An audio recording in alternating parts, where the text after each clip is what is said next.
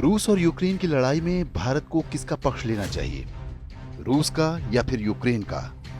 कई लोग चाहते हैं कि भारत सरकार यूक्रेन के पक्ष में बयान दे और रूस को सैनिक कार्रवाई बंद करने को कहे, लेकिन क्या इससे कोई लाभ होगा? वास्तव में यह लड़ाई वो नहीं है जो दिखाई दे रही है। पर्दे के पीछे से विश्व की वो शक्तियां हैं जो वास्तव में पिछले लगभग 1000 वर्ष से आपस में लड़ रही हैं। ये दो ईसाई गुटों की लड़ाई है। इसके लिए सबसे पहले आपको चर्च के इतिहास को जानना होगा। ईस्वी सन 1053 में चर्च दो हिस्सों में बंट गया, पूर्वी चर्च और पश्चिमी चर्च। पूर्वी चर्च को ऑर्थोडॉक्स भी कहा जाता है। रूस और उसके आसपास के देश इसी चर्च के अनुयायी हैं। वर्ष 1521 में पश्चिमी चर्च एक बार फिर दो हिस्सों कैथोलिक और प्रोटेस्टेंट में बंट गया। यूरोप और अमेरिकी महाद्वीप के कुछ देश कैथोलिक हैं और कुछ प्रोटेस्टेंट।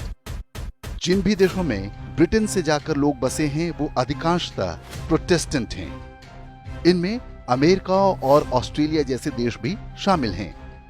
इनके समूह को व्हाइट एंग्लो सैक्सन प्रोटेस्टेंट या वास्प कहा जाता है, जबकि कैथोलिक चर्च वेटिकन से जुड़ा है, जिसमें इटली, पुर्तगाल जैसे यूरोप के कई देश हैं। प्रोटेस्टेंट और कैथोलिक चर्च सबसे अधिक आसुरी मानसिकता वाले हैं। दुनिया भर में ईसाई मजहब को फैलाने की जिम्मेदारी इन दोनों ने ही ले रखी है।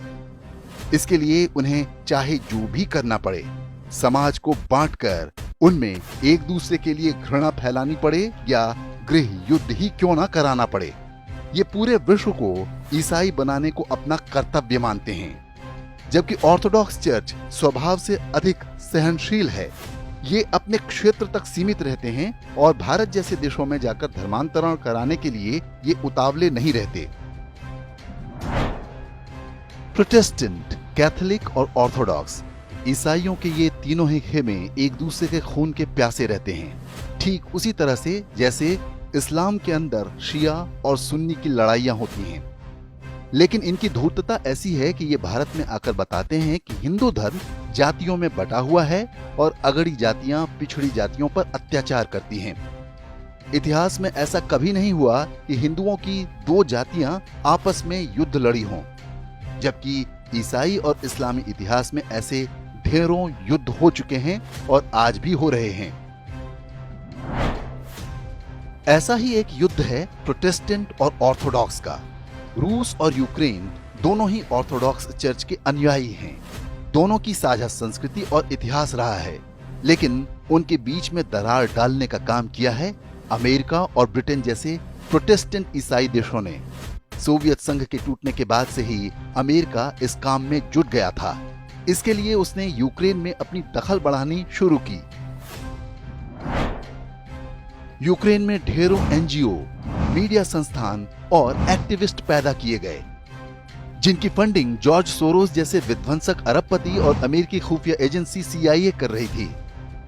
बहुत ही योजनाबद्ध तरीके से यूक्रेन में रूस विरोधी भावनाओं को भड़काया गया और फिर वर्ष 2014 में एक आंदोलन खड़ा करके यूक्रेन की रूस समर्थक सरकार को अपदस्थ कर दिया गया। इसके बाद जो पार्टी यूक्रेन की सत्ता में आई वो वास्तव में अमेरिका की कठपुतली है। स्थिति यहां तक आ गई कि यूक्रेन की वो कठपुतली सरकार अमेरिका के रूस विरोधी क्लब नाटो में भी शामिल होने को तैयार हो गई। इससे अमेरिका को रूस की सीमा पर यूक्रेन में अपनी मिसाइलें तैनात करने का अवसर मिल जाएगा। इसी से भड़ककर रूस ने उसके विरुद्ध सैनिक कार्रवाई का निर्णय लिया। ये अमेरिकी ब्रेन वॉश का प्रभाव है कि यूक्रेन की सरकार और जनता अपना हित और अहित नहीं समझ पा रहे। यूक्रेन के लोगों में राष्ट्रीय और धार्मिक भावनाएं लगभग समाप्त हो चुकी हैं। वहां की अधिकांश जनता अपनी सांस्कृतिक पहचान पर शर्म करती है और अपने ही भाई समान देश रूस को अपना शत्रु मानने लगी है। दो भाइयों में झगड़ा लगाकर अब व्हाइट एंग्लो सैक्सन प्रोटेस्टेंट देशों का ये गिरोह तमाशा देख रहा है। ऐसा नहीं है कि भारत इस स्थिति से सुरक्षित है। भारत हमेशा से ही व्हाइट एंग्लो सैक्सन प्रोटेस्टेंट अर्थात वास्प देशों की आंखों में खटकता रहा है। अमेरिकी एजेंसियां और वहां से जॉर्ज सोरोस जैसे अरबपति रूस यूक्रेन जैसी स्थिति भारत में भी पैदा करना चाहते हैं। यहाँ पर उत्तर दक्षिण, आर्य द्रविड़, अगड़े पिछड़े, सवर्ण दलित की जितनी दीवारें खड़ी की गई हैं, वो सारी प्रोटेस्टेंट ईसाई षड्यंत्रों का हिस्सा हैं। इस पर हमारे वीडियो का लिंक डिस्क्रिप्शन और कमेंट में मिल जाएगा। आज विश्व में दो विपरीत विचारधाराएं काम कर रही हैं। एक ओर सनातन से जुड़ी प्राचीन सभ्यताएं हैं, जैसे भारत, जापान और मंगोलिया। दूसरी ओर अब्राहमिक शक्तियां हैं, जिनका एकमात्र उद्देश्य अपना विस्तार करना और दूसरों पर आधिपत्य पाना है। इनमें अधिकांश ईसाई और इस्लामी देश सम्मिलित हैं। स्वयं को लिबरल और प्रोग्रेसिव कहने वाले वामपंथी उनके स्वाभाविक साझेदार हैं। किसी भी समाज या व्यक्ति के अस्तित्व के लिए मित्र और शत्रु की पहचान का गुण होना आवश्यक है। स्वतंत्रता के बाद बड़े ही योजनाबद्ध तरीके से भारतीय समाज के ये दोनों ही गुण समाप्त कर दिए गए। मित्रबोध और शत्रुबोध न होने का परिणाम है कि एक समाज के रूप में हम तय नहीं कर पाते कि क्या करना चाहिए और क्या नहीं करना चाहिए। ये सभ्यताओं की लड़ाई है, जिसमें एक से अधिक शत्रु हमारे सामने हैं। लेकिन प्रोटेस्टेंट ईसाई समूह अर्थात वास्प अधिक बड़ा खतरा है। उनकी एकमात्र रुचि हमें धर्मांतरित करके पूरी भारतीय सभ्यता को नष्ट करने में है। अमेरिका का पूरा भारत विरोधी तंत्र हमारे देश की इस्लामिक कट्टरपंथी शक्तियों का साथ क्यों देता है? इसका उत्तर भी इसी बात में छिपा है।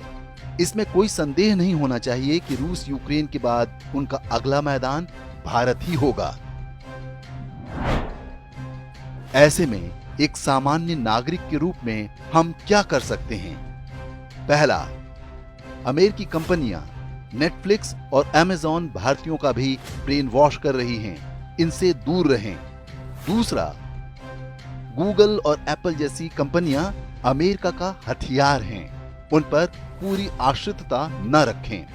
तीसरा, फेसबुक, ट्विटर और यूट्यूब अमेरिकी दुष्प्रचार तंत्र का हिस्सा हैं, इनके प्रयोग में सावधानी रखें।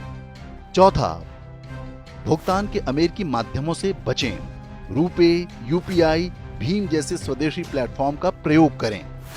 पांचवा, चुनाव में राष्ट्रवादी दलों को ही वोट दें, लेकिन उन पर कड़ी दृष्टि रखें, क्योंकि राष्ट्रवादी दलों में भी अमेरिकी एजेंसियों के हाथों बिक चुके लोगों की भरमार है। एक्सपोज करते रहें।